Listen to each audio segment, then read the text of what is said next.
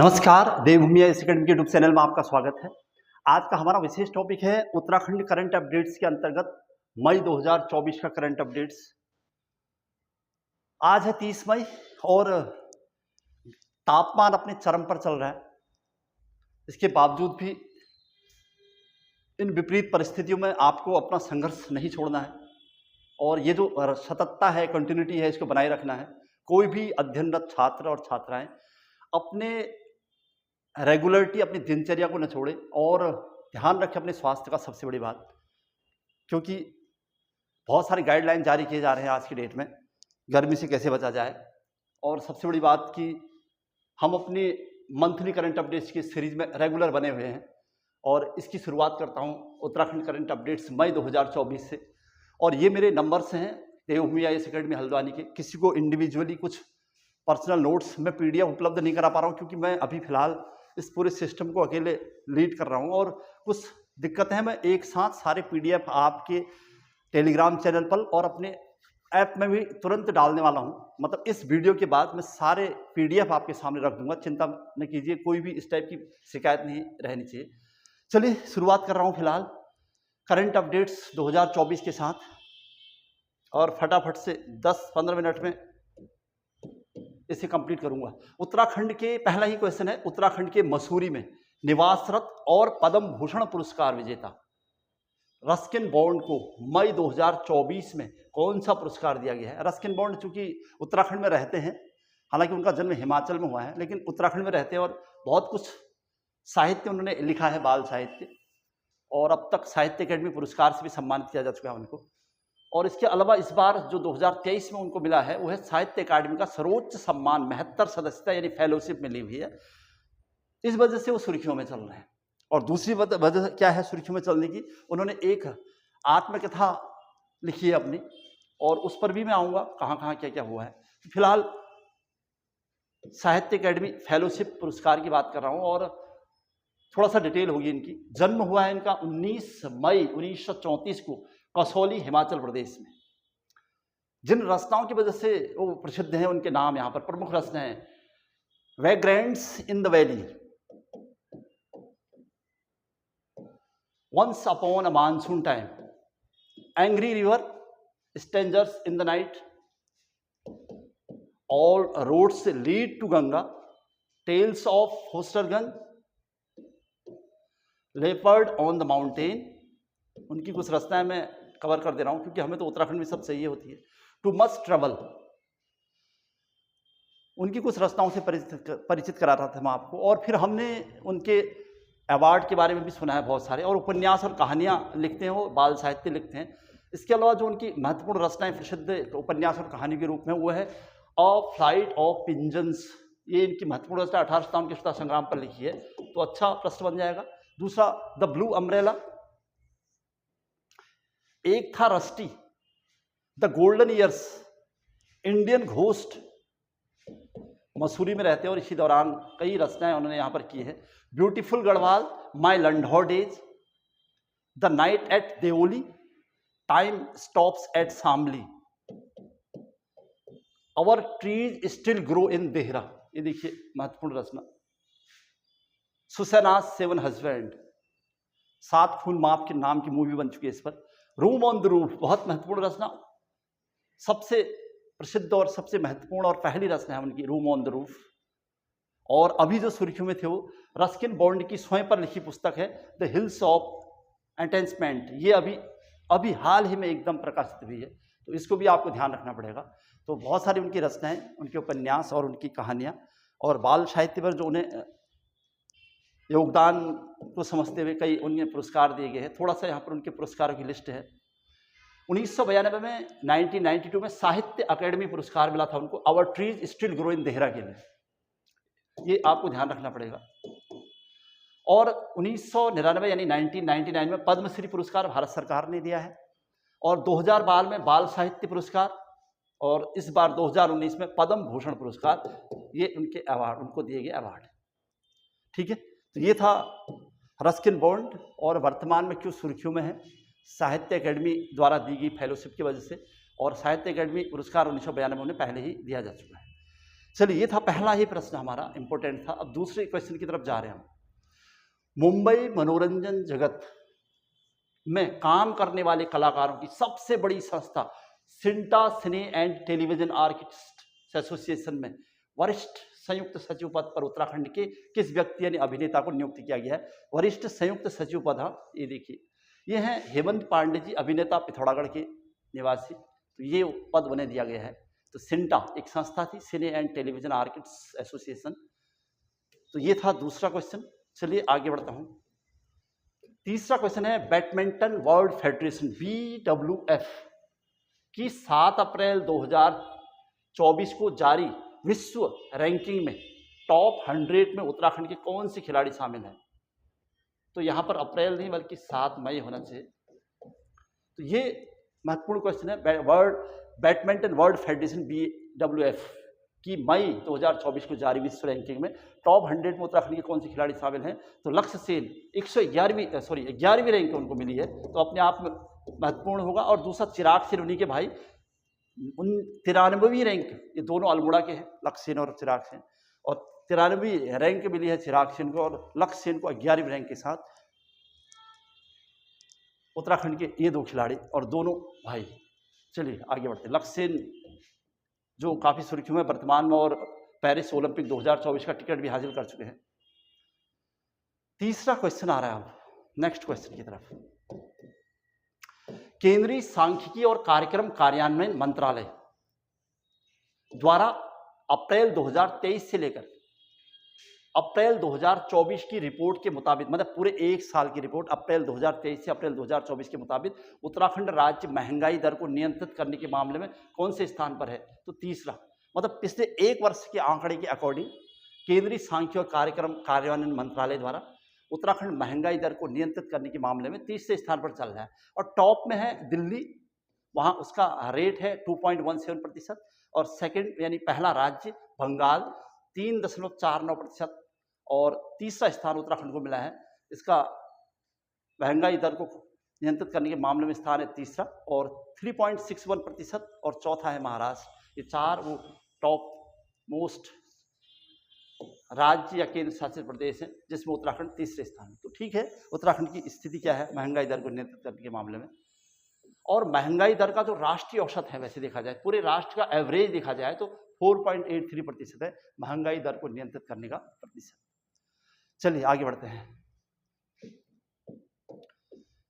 नैनीताल में आयोजित golden lion international film festival 2024 में उत्तराखंड के कौन से व्यक्ति विजेता रहे हैं? नैनीताल में आयोजित हुआ अभी मई 2024 में golden loyal international film festival 2024 में उत्तराखंड के नैनीताल निवासी संजय बी तिवारी ये है विजेता। और इनकी शॉर्ट फिल्म है बादशाहत का खात्मा। मार्च 2024 में इन्हें ग्लिफ अवार्ड से भी सम्मानित किया गया था। तो फिलहाल इस बादशाहत का खात्मा शॉर्ट फिल्म की वजह से उन्हें golden lion international film festival Uttarakhand के जो विजेता खिलाड़ी हैं Sanjay B Tiwari. Next question आ रहा है, यह संस्था दुनिया भर में की फिल्मों को विभिन्न श्रेणियों और शैलियों में गोल्डन लॉयन पुरस्कार देती है? कौन सी संस्था द्वारा दिया गया है? इस टाइप का प्रश्न बनाए तो इसी टाइप का एक और अच्छा क्वेश्चन मिलेगा आपको। नेक्स्ट है ISKCON, international society for Krishna consciousness India के चेयरमैन गोपाल कृष्ण गोस्वामी, इनका अभी निधन हुआ था हाल ही में। तो उत्तराखंड में किस स्थान पर इस्कॉन के मंदिर का शिलान्यास करने के दौरान 5 मई 2024 को उनका निधन हो गया था? तो ये था दूधली, देहरादून में। इस्कॉन इंडिया के मंदिर का शिलान्यास करने के बाद उनका निधन हुआ था। तो उनका नाम है गोपाल कृष्ण गोस्वामी। चलिए नेक्स्ट पॉइंट, हाल ही में उत्तराखंड के किस भौतिक विज्ञानी ने अपने शोध कार्य के दौरान नैनो मटेरियल की खोज की और उन्हें भारत द्वारा ग्रांट प्रदान किया गया? नैनो मटेरियल की खोज के लिए डॉक्टर सुधा पाल, कुमाऊं यूनिवर्सिटी हल्द्वानी से संबंध है इनका, और नैनो मटेरियल की खोज की। और इससे क्या एक नई खोज रोटा वायरस संक्रमण की खोज की पहचान के लिए उन्हें ये पुरस्कार या ग्रांट प्रदान किया गया है। तो किस भौतिक विज्ञानी का अगर नाम आए तो डॉक्टर सुधा पाल। क्या उपलब्धि रही नैनो मटेरियल की खोज और रोटा वायरस संक्रमण की खोज की पहचान के लिए?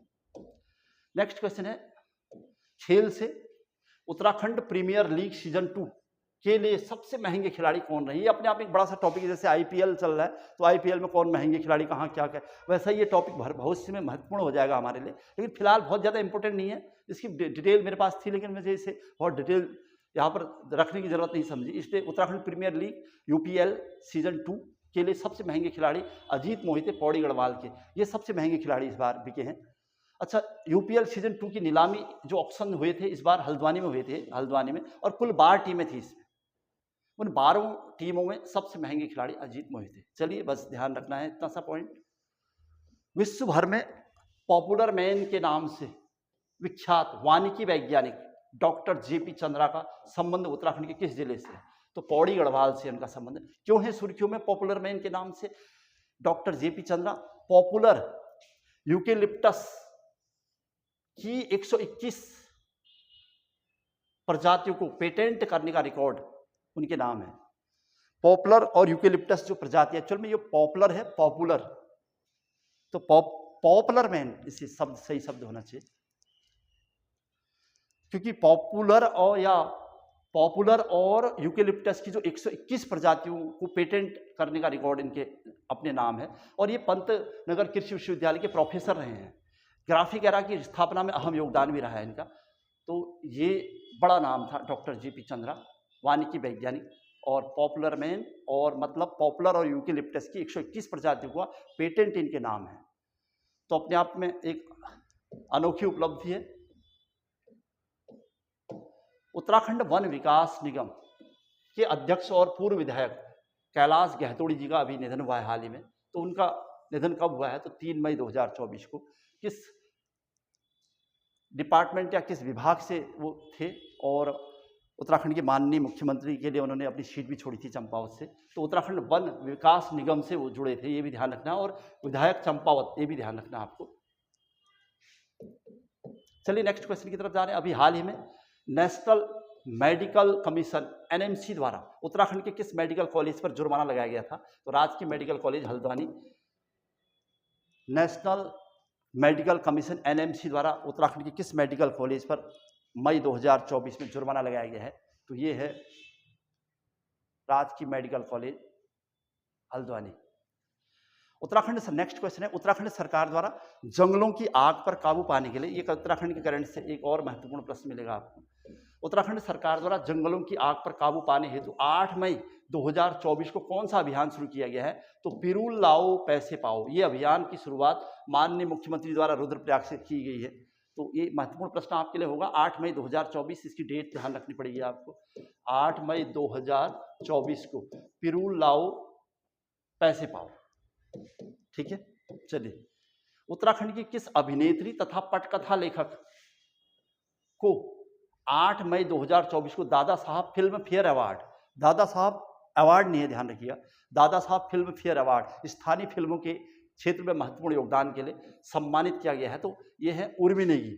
बहुत कम उम्र में गढ़वाल से मुंबई की यात्रा करने वाली उर्मी नेगी ने अपने अथक प्रयत्न के परिणाम स्वरूप उत्तराखंड के क्षेत्रीय स्थायित्व से संबंधित बहुत महत्वपूर्ण मूवीज हमारे सामने रखी हैं। उसी में एक है प्रसिद्ध रचना उनकी सुबेरो घाम। पहाड़ के युवाओं को रोजगार की तलाश में महानगरों की ओर रुख करना और नशे की लत से जीवन बर्बाद करना, इसको दिखाया गया उन्होंने अपने मूवीज के माध्यम से। और दूसरी एक महत्वपूर्ण रचना उनकी वथों फ्योली, ये भी उनकी महत्वपूर्ण रचना है।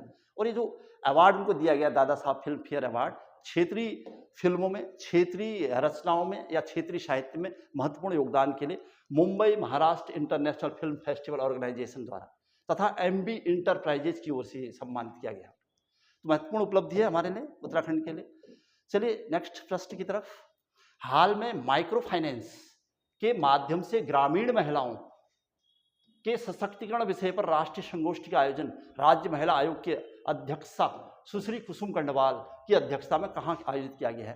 यानी वर्तमान में, यानी मई 2024 में राज्य महिला आयोग की अध्यक्षा सुश्री कुसुम कंडवाल की अध्यक्षता में एक ग्रामीण महिलाओं का सशक्तिकरण विषय पर राष्ट्रीय संगोष्ठी का आयोजन हुआ है। तो कहाँ, उत्तराखंड के किस स्थान पर हुआ है? तो नैनीताल में। ठीक है, चलिए प्रश्न महत्वपूर्ण था फिर से। श्रीलंका के कोलंबो में आयोजित एशियन योग प्रतियोगिता में उत्तराखंड के किस खिलाड़ी द्वारा 1 स्वर्ण सहित 3 पदक 3 पदक जीते गए हैं। तो मयंक कुमार गिरी, 1 स्वर्ण सहित 3 पदक कुल मिले हैं इन्हें, तो मयंक कुमार गिरी। तो श्रीलंका के कोलंबो में एशियन योग प्रतियोगिता में उत्तराखंड के किस खिलाड़ी ने स्वर्ण पदक जीता है या पदक जीता है? तो मयंक कुमार गिरी ने। ठीक है, चलिए। हल्द्वानी की नव्या पांडे द्वारा हाल में अबू धाबी में किस प्रतियोगिता में कांस्य पदक जीता है? ये उत्तराखंड की हल्द्वानी की नव्या पांडे ने अभी हाल ही में अबू धाबी में जू जित्सु प्रतियोगिता में कांस्य पदक अपने नाम किया है।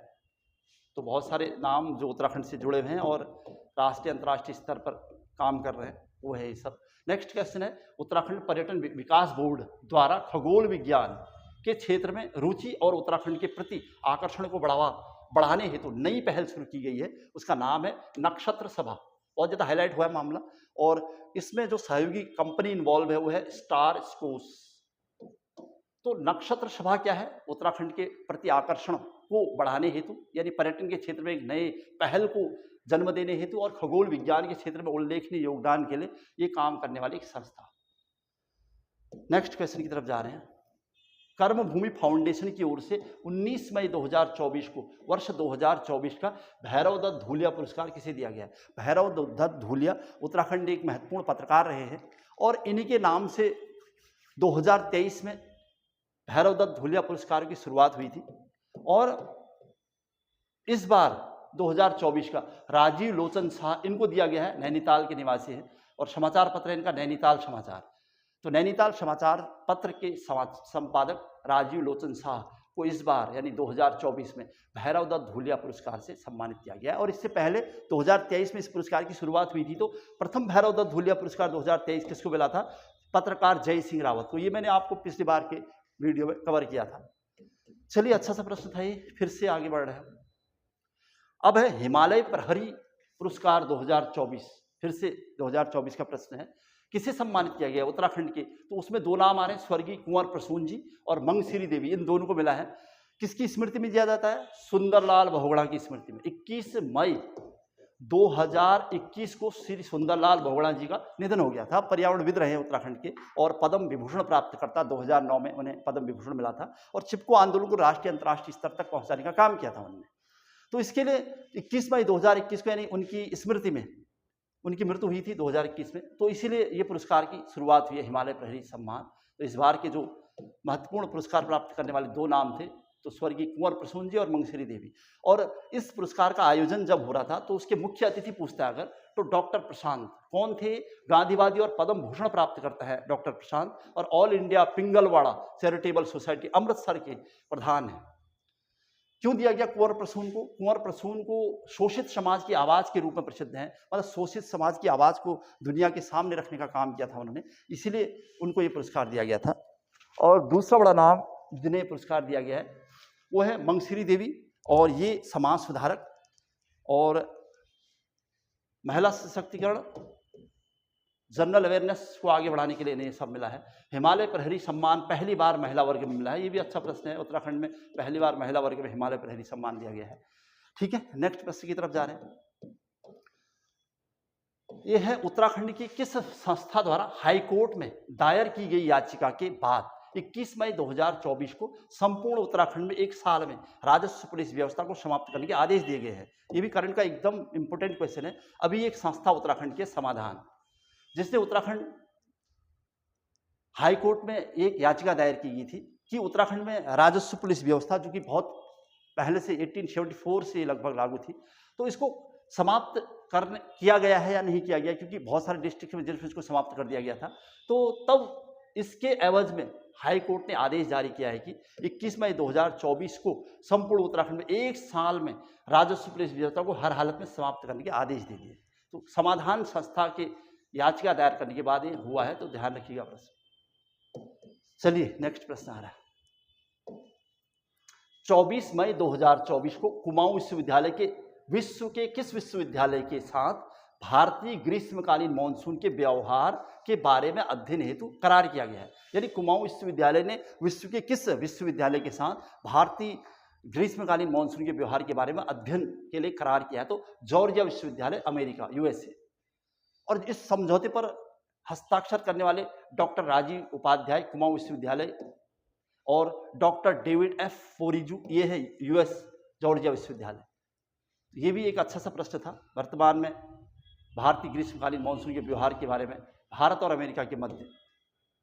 नेक्स्ट क्वेश्चन है 26 जुलाई से 11 अगस्त 2024 के मध्य पेरिस ओलंपिक में भाग लेने वाले उत्तराखंड राज्य के पहले बैडमिंटन खिलाड़ी होने का गौरव किसे प्राप्त हुआ है?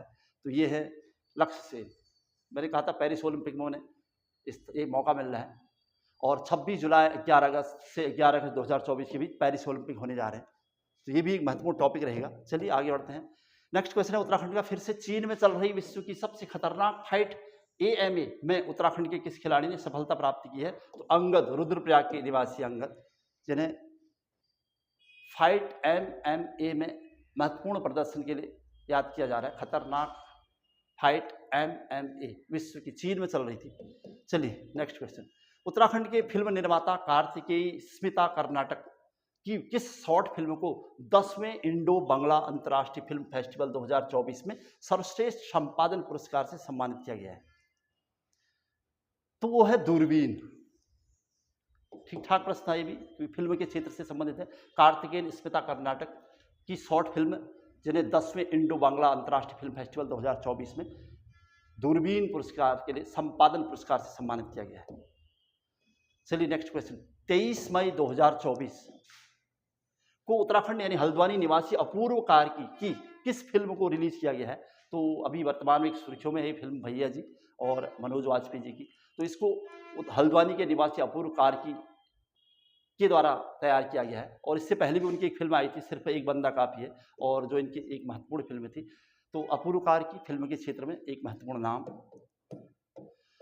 नेक्स्ट क्वेश्चन है उत्तराखंड के इतिहासकार प्रोफेसर शेखर पाठक की किस पुस्तक का विमोचन 23 मई 2024 को अस्कोट आराकोट यात्रा के दौरान किया गया है? अस्कोट आराकोट यात्रा की शुरुआत वैसे 25 मई 2024 को हुई है अभी, और ये अस्कोट आराकोट यात्रा जो कि 1874 से शुरू हुई थी और उसके बाद लगातार हर 10 वर्ष में इसकी शुरुआत की जाती है, और पिछली बार 2014 में यात्रा शुरू हुई थी और इस बार 2024 में फिर से इस यात्रा का आयोजन हुआ है और 25 मई 2000 से इसकी। उससे पहले एक बुक यानी पुस्तक जो कि शेखर पाठक से संबंधित है, यात्रा किताब हिमांक और क्वथनांक, महत्वपूर्ण पुस्तक होगी ये शेखर पाठक जी की। बहुत सारी पुस्तकें शेखर पाठक जी की हैं। जो उत्तराखंड की पुस्तक ऑल इन वन मैंने लिखी है, उस पर उत्तराखंड के रचनाएं और लेखक करके एक बहुत महत्वपूर्ण लेख है जिसमें सभी लोगों की महत्वपूर्ण रचनाओं का डिटेल है। उसमें एक और महत्वपूर्ण रचना जुड़ जाएगी, हिमांक और क्वथनांक। चलिए आगे बढ़ता हूँ। जागृति संस्था कोटद्वार की ओर से उत्तराखंड गौरव अवार्ड किसे प्रदान किया गया? उत्तराखंड गौरव अवार्ड केवल जागृति संस्था कोटद्वार की ओर से है। हर्षित सितार वादक हल्द्वानी के हैं, सितार वादक। चलिए नेक्स्ट क्वेश्चन आ रहा है। पैन IIT इंडिया के संस्थापक कमांडर VK जेटली की ओर से तैयार देश के 100 ग्रेट IITians की सूची में उत्तराखंड के भूवैज्ञानिक और पद्मश्री विजेता किस व्यक्ति यानी कौन शामिल किए गए? तो 100 ग्रेट IITians ऑफ इंडिया की जो इंडेक्स है उसमें उत्तराखंड के जो VK जेटली है की ओर से देश के 100 ग्रेट IITians की सूची में जो उत्तराखंड के व्यक्ति शामिल हुए हैं, डॉक्टर विजय प्रसाद डिमरी। तो अच्छा सा प्रश्न था ये। 100 ग्रेट IITians की सूची में जो उत्तराखंड का नाम है वो है डॉक्टर विजय प्रसाद डिमरी। किसने तैयार की है? तो पैन IIT इंडिया के संस्थापक और commander VK Jaitley. Next question है सिनमिट कम्युनिकेशन की ओर से आयोजित मिस उत्तराखंड 2024 का ताज किसे दिया गया है? तो तान्या सिंह, ये आपने देख लिया होगा। और नेक्स्ट क्वेश्चन आ रहा है यहाँ पर, उत्तराखंड के किस खिलाड़ी को 21 मई 2024 को हरियाणा खेल गौरव पुरस्कार से सम्मानित किया गया? अच्छा सा प्रश्न फिर मिलेगा आपको। तो ये है भास्कर भट्ट, पिथौरागढ़ के रहने वाले। इन्हें खेल गौरव यानी हरियाणा खेल गौरव से पुरस्कार से सम्मानित किया गया है। किस क्षेत्र में योगदान है उसका, क्या खेलते हैं, थोड़ा सा इस पर भी हम काम कर रहे हैं। तो भारतीय खेल प्राधिकरण यानी साई में हाई परफॉर्मेंस डायरेक्टर के पद पर रहे थे वो, और वर्तमान में हाई एल्टीट्यूड ट्रेनिंग सेंटर सिलारू यानी हिमाचल में प्रशिक्षण शिविर चला रहे हैं वो अभी, और बॉक्सिंग कोच रहे हैं वो। और उनकी उपलब्धियों की बात की जाए तो जब वो हरियाणा खेल प्राधिकरण साई में हाई परफॉर्मेंस डायरेक्टर थे तो उसी दौरान उनके द्वारा जो प्रशिक्षण दिया गया था, उसमें स्वीटी बोरा ने 2023 में विश्व बॉक्सिंग में 81 किलो भार में स्वर्ण पदक जीता था। तो ये बहुत बड़ी उपलब्धि है। तो इसी वजह से, इन्हीं कारणों से उन्हें हरियाणा खेल गौरव पुरस्कार से सम्मानित किया गया है। तो ये था मई 2023 का लेखा जोखा।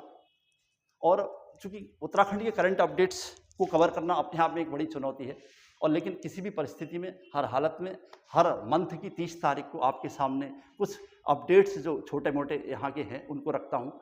और इसी सीरीज में इंडियन करंट अपडेट्स की सीरीज लेके आऊँगा 1 और 2 दिन के अंतर्गत। और तब तक के लिए नमस्कार, जय हिंद, जय उत्तराखंड।